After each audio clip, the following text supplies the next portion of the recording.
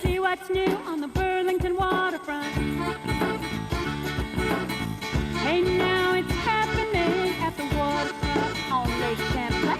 Whatever the weather, there's so much to do on the new waterfront, the Burlington waterfront.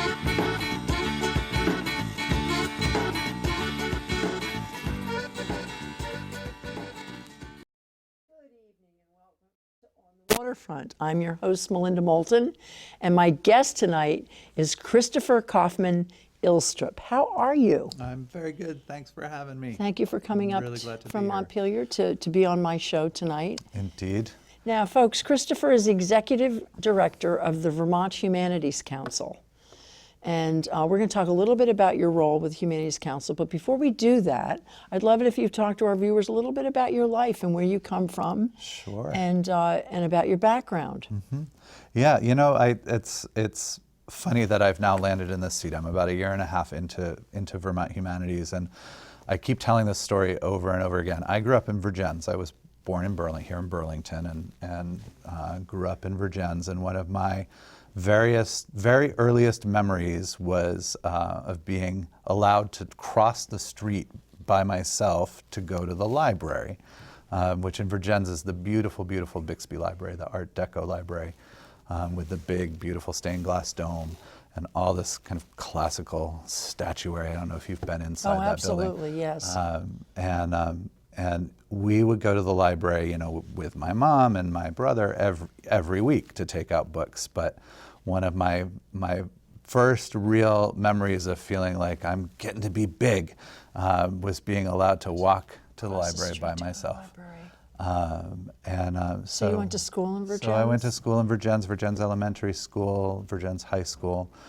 Two of my, you know, big mentors from that time were humanities teachers, Jay Rogers and John Yarnell.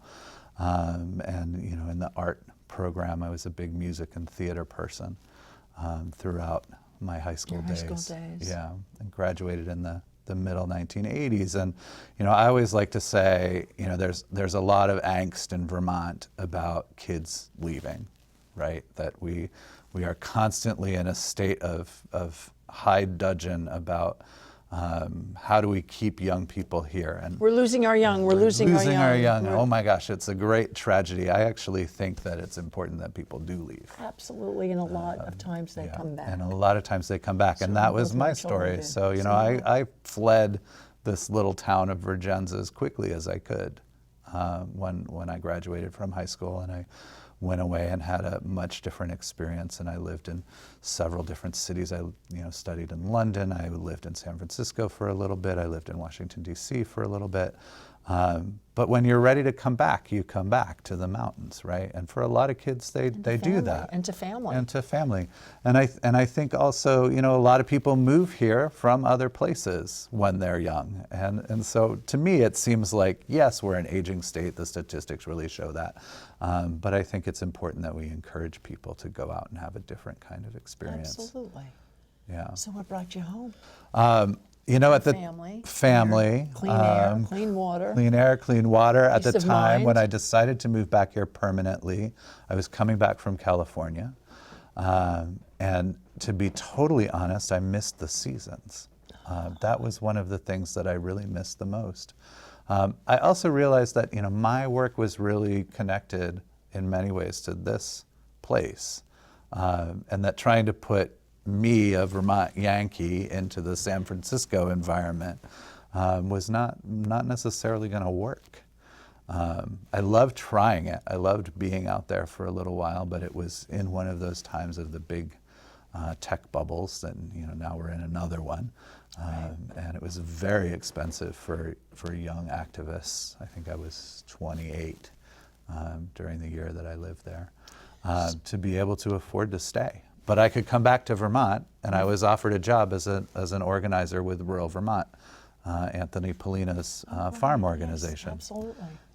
So that's what brought me back. And that was your first job back in Vermont. Yeah, that was my first job. Yeah, I back. want to share with our viewers that we did meet back when you were a younger man and I was a younger woman. And you had, were you one of the founders of RU12? I was the first staff person. Staff person. So I was not technically one of the founders, but I was But the you were person that the founders early hired on in the early on. organization, and it's Early still on, around, and yeah. it's still active. Some of the first work I did there was Vermont Diversity Health Project. Right, right. Which was but that's when we first met. That's 20, when we first 20 met. years ago, Right. 19 years ago. You were our landlord. I was. gave- You were in or the you wing went to building. Our, Yep. our first office. That's right. Yeah. And So we here we are crammed again. into it. Here we and are. When I saw you a couple months ago for lunch, I did not make that connection. Yeah. But you did. You did make that connection. Oh, every You just- time I go you past the just wing didn't building, I think of those days. Think of those days because yeah. those were really, those were special days. They were, you Yeah. know, and they it weren't was, easy, and it wasn't easy. It was 20 right, years ago, right. was it was it? right at that time right. of, the civil unions bill had been passed in 2000, and right about that same time, there was all of that horrible Take Back Vermont stuff. Fortunately, we have mostly We've so moved through beyond that. Not to being say the- that there aren't still some issues out No, there are, and in we're some and we have places. other issues. But you have had an extraordinary career. You worked as the chief operating officer of Vermont Digger, and you were the senior philanthropic advisor for programming grants at the Vermont Community Foundation for 10 years.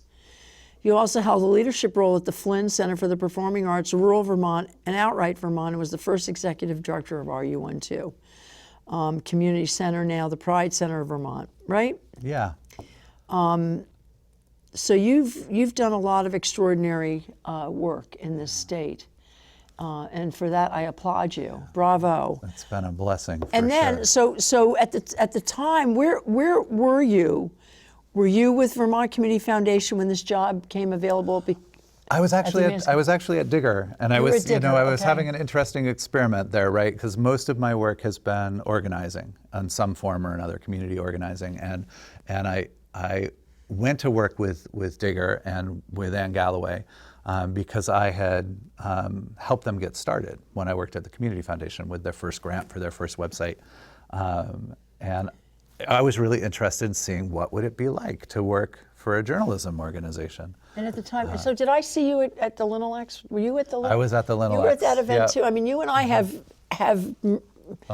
passed. Our paths have crossed because I was at that event too. I think what I learned was I'm not very good at being neutral, the way journalists have to do.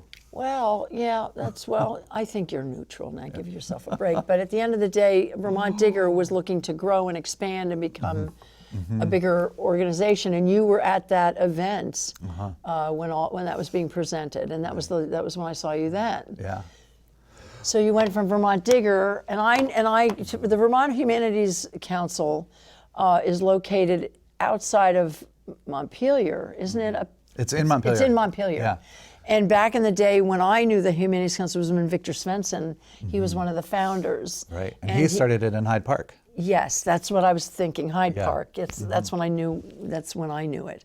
And then Victor left, and we had Peter Gilbert. Peter Gilbert came in, and so you were at Vermont Digger when Peter decided to step down. Right. Which was kind of a shock for all of us because he was amazing too. Amazing, and so there you still are, relatively young. He is really, but he's very active. I mean, he is a real go climb the mountain. There are things that he wants to do. Right. So he has handed this organization. The And I board think has he handed wants this to do a him. lot of hiking. He does want to do hiking, and he has so many things. I can't wait to see what he does. Yeah. But here you are, and you applied for this position. Well, in What 10 inspired you? in 10 years of working at the Community Foundation, I did a lot of the arts and culture grant making, and two very inspiring organizations for me were the Vermont Arts Council and the Vermont Humanities Council, and they're very different organizations. Oh, totally. I was on the board of the Arts Council. The Very Arts different, Council yes. is primarily a grant-making organization. Small grants for artists, yeah, yes. Vermont Humanities is more of a program. We run a lot of programs. We do have grants, small grants, but not to the extent that. Well, when I was the in Arts my Council early does. 20s and we made Legends of American Skiing, we got quite a handsome gift from the Humanities Council, from Victor Svensson, which gave us the seed money to go out and raise the money to make the film Legends of American Skiing.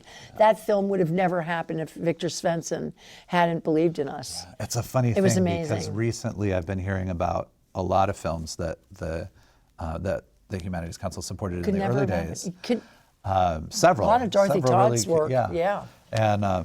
And we have not done, as far as I can tell, we have not done much work in the area of film recently. So I've been talking a lot with Orly Yadin at the Right. International Film That's Festival. fabulous. Should we kind of loop back around and look at whether we should be doing more film? well, you have definitely moved program based, but when you gave the grants, there was no expectation to get anything back. Right. When the Vermont Community Foundation, when they gave grants to films, did they expect anything back?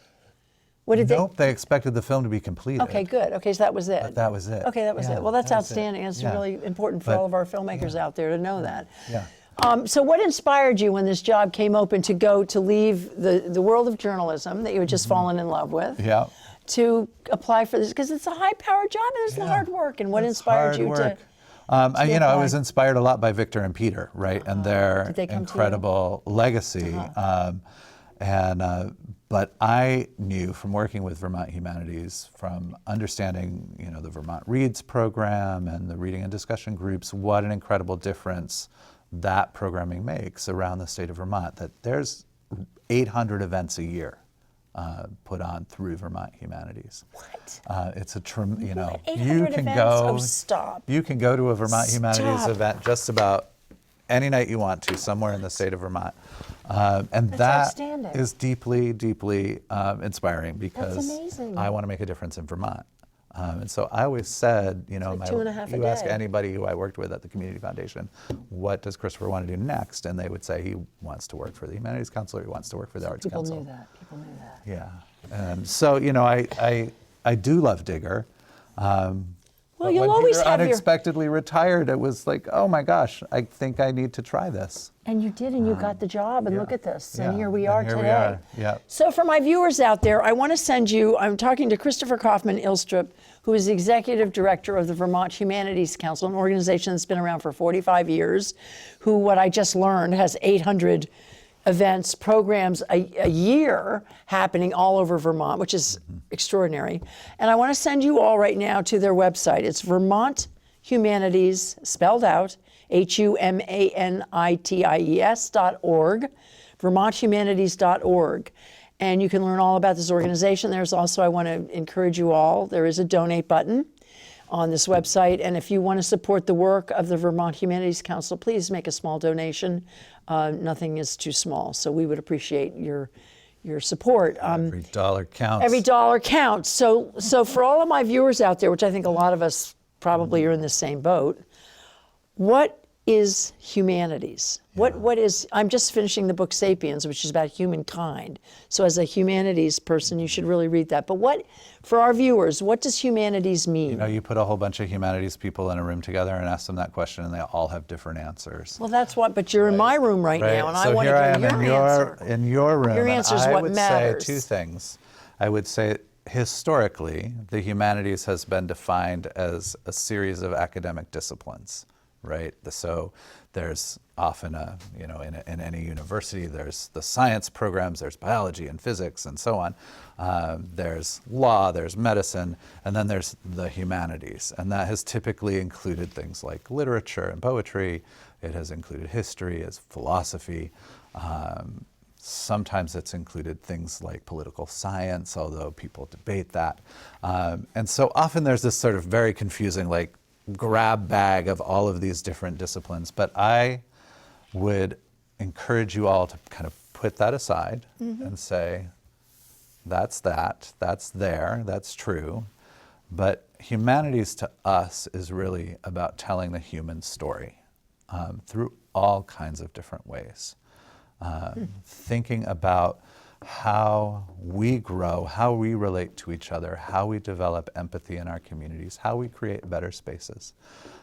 It's about telling our story and listening to other people's stories.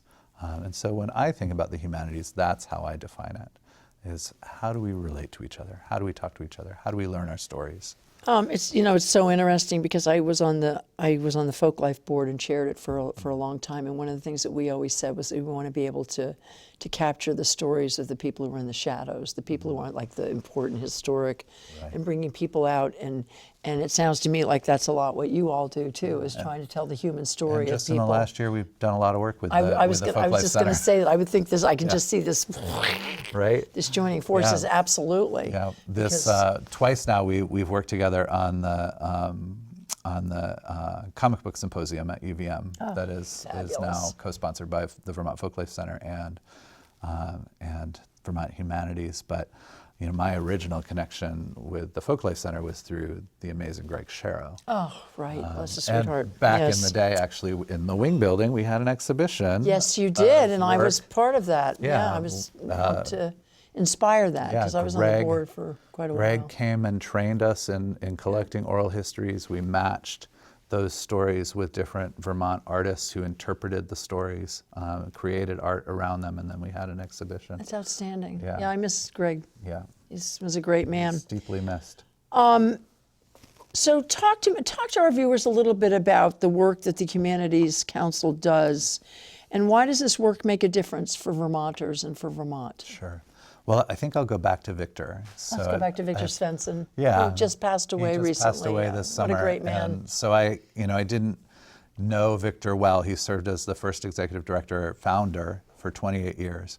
And one of the things I heard over and over again from people who knew Victor after he passed was that one of his goals was to make sure that every single person in Vermont knew how to read. And that is something that I hadn't really heard up until that point in all of, Were there people in Vermont who did not know how to read? and there still are many people There in still Vermont are many people who in don't Vermont know how who to do read. not know how to read. Yep, who do not know how to read today. And we can see that through line in a lot of our work. So we have a whole series of literacy programs. We work to train childcare providers, mostly home childcare providers, on how to read to children. For most of us, we think that's a fairly straightforward thing, but a lot of people actually don't do that in their lives, and they don't necessarily know how to choose a book that can help a child relate to it, how to help the child interact and engage with the book. That's a lot of the work that we do at the early ages. We do humanities camps every summer for middle school students, and these are not necessarily the middle school students that are Harvard bound. The middle school students who attend our humanities camps are kids that we call fragile readers, who might be struggling in a traditional classroom. They might not be interested because they're sitting in rows and there's a lot of discipline. They And might have dyslexia. they could have some to kind of a they have to learning gap. follow all kinds of rules. And in a summer camp setting, a lot of those rules are gone, and those kids can flourish. And they come out of it saying, we do want to read, we do love stories, we do want to know what's happening. So our in the viewers out world. there, if there's anyone out there who has an interest in maybe sending their child to one of your camps, I'm assuming they can go on the website. It is vermonthumanities.org, and you can check out the programs and the camps. And if your child's interested, are they day camps? They're day All parts of the camps. state? There's 14 of them typically Wow. around the state, and they're hosted in particular middle schools. So I would also say, if you're a teacher out there and you would like to host a humanities camp, Teachers, heads up. please do. Okay. Please do call us. There's a short application form to host a humanities camp. We help you with a curriculum. We help you choose books. Is it mostly in the summer? We give you books. Oh, you give books. Yeah, Now, is it mostly so in the summer or is it all year long? It's summer camps. Summer camp. Summer camps. Okay, great. Yeah. All right. Yeah. That's so interesting. And it goes, Exciting. it keeps on going, up through the ages of encouraging people to take an interest in reading. reading. And our Vermont Reads project is probably the most well-known. Well, let's talk about that, the Vermont Reads program. What was the Vermont Reads book for 2020? So the Vermont Reads book I'm going to tell you first about the Vermont Reads book program. Okay, tell me about it. Generally speaking, the Vermont Reads program was founded by Peter Gilbert, our second executive director. You're watching, Peter. Yep. Thank you for We your love you. service. Thank you. We love you. And it's been around for 18 years now. We pick one book each year, and we encourage communities around the state to read that book together and do projects around the book. So since it's January, we just finished our 2019 book. And it was really one of our biggest things that we've ever done. We chose March Book 1 by Representative John Lewis. Oh, right, fabulous. And he was in town, and you sponsored. John Lewis came to the Flynn. That's right. That was your event. I was there. Yeah. And and I would point out that we partnered with the Flynn to present John Lewis and his co-author Andrew Iden, both in a community event, but also for 2 student matinees. Right. And they were jammed. They were jammed. They were packed to the rafters. And the kids treated them like rock stars. Oh my God, they were on their feet. And the books are it's a 3-volume series, and it's graphic novels. They're graphic novels. They're graphic novels, which is a great way to get kids who might be fragile readers reading. To read. Kids who might not choose to pick up a regular novel. And it was a fabulous experience to see 1,400 kids and then another 1,400 kids, because we did it twice. Yes, you did. And they were so excited. Every single kid in that room had read that book. So we moved on. Now we're in 2020. It's January. 2020, yes. And, Happy New Year. The new book is The Hate You Give. The Hate You Give. Which. Let me hold that up here. Yeah. Okay. Which is by Angie Thomas. She's from Mississippi. It's actually a very similar book in many ways to March, in that it's the story of a young person who terrible things happen to because of her race, and she learns how to find her voice. And that is really the same story that John Lewis was telling. His experience as a young person was in the 1950s. And this is a novel, so it's fiction, but it's contemporary, and it's about a young person that really any young person could recognize today, who's struggling with how to fit in, who's not sure how her family feels about her, who's trying to figure out adult dynamics in a world that's pretty confusing, but who ultimately really learns how to stand up for herself and to stand up for her friends and family. So this is your book. So this is our book. book. So tell me what what are you doing with this book? How does your Vermont Reads and this book, how does this program function? It is. Do these books go into the schools? So we have in our office currently 4,000 copies of the book. 4,000 copies. Okay. And they could be yours. They could be yours. Okay. So you go on our website again, because we live in a digital world. VermontHumanities.org, right? And you present us with a project. And the project is not just, we want to get a bunch of people together and read the book and discuss it.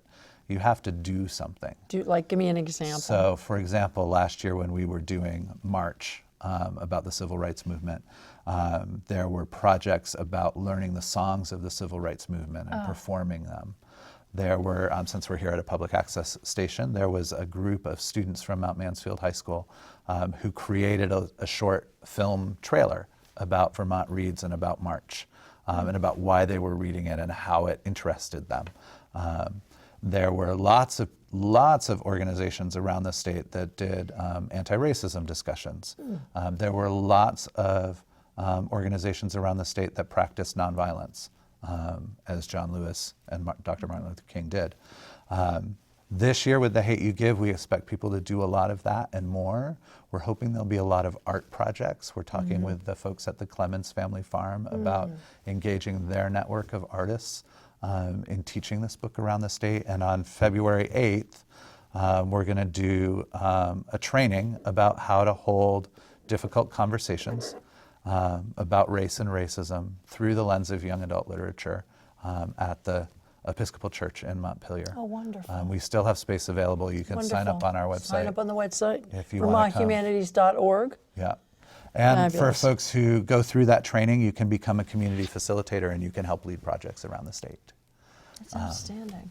So if people go to your website, is it easy for them to navigate through the website to be able to utilize the organization in a way that they see fit? We could always do better on website navigation, but it's relatively straightforward. Easy. Okay, good. Yeah. Because we're not going to get it all tonight. Right. We're not going to get it all explained tonight. So. But what you get, when you decide you're going to do a project, we'll send you books. Okay. When you decide to do a project, you will get the book. The Hate You Give. I'm not as concerned about the funding, except I want to go back and say that if you want to support this extraordinary work of the Vermont Humanities, there is a donate button at vermonthumanities.org. No donation is too small. Do you have a membership program, or is it just by donation? Really, okay, just by donation, okay. but people come to things over and over and over again. So, yes, they do. we So, have and this, you'll learn about stuff, and you'll be able to come. So let's talk about this now, because this has always intrigued me. There must be national humanities councils all over the country. Yeah. And this Vermont's been around for 45 years. How long have humanities been part of our national discussion? Congress created the National Endowment for the Humanities and the National Endowment for the Arts in the 1960s during the presidency of Lyndon Johnson. And they got started at different times. Our Humanities Council got started a little bit later than some, but earlier than others. Certainly. Now there are 56 state and territorial humanities councils around the country. And we're all both similar but also quite different because we're very much about our states. Yeah, we're very much local. And we work on local needs.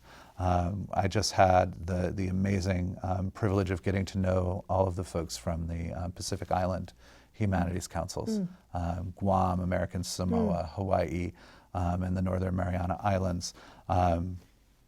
3 of those 4 councils have new directors that started at about the same time that I did.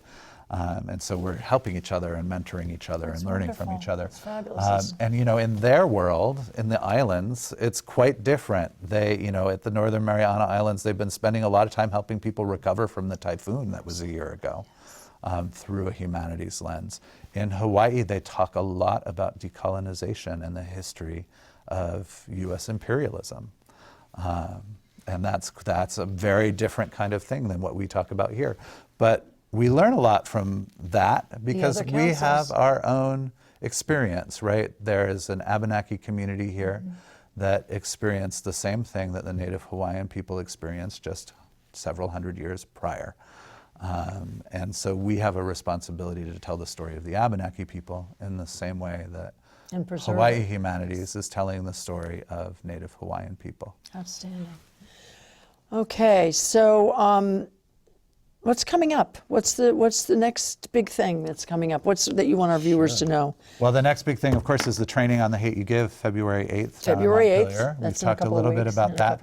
But I would also encourage people to look up humanities camps. That's starting to happen now, especially if you're a teacher. The applications are open now.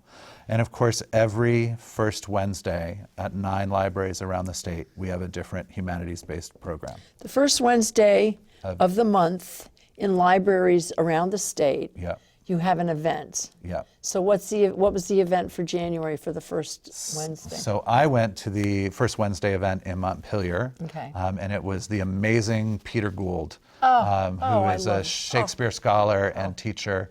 And he was actually telling his own story of being a lifelong stutterer and how Shakespeare helped him to get over it. That's wonderful. And helped him to find his voice, which is a constant theme in what we're doing. I was going to go ahead. So what? Tell me again. So down in Brattleboro, my colleague Ryan went down to Brattleboro. We had a great guy named Kevin Gardner talking about the history of stone walls in New England. And as he was telling us about the development of stone walls in New England, find them through the woods, right? And they didn't used to be in the woods. The woods have grown up since then. Around them. He built a stone wall in the library as he was telling us the story of the stone walls. So we do. So they're all different. They're all different. How many are there? They run from October to May. And how many are there? There's 9 libraries that participate. 9 so libraries. there's 72 in a season. Wow, 72. And they're all different people speaking about relative humanities.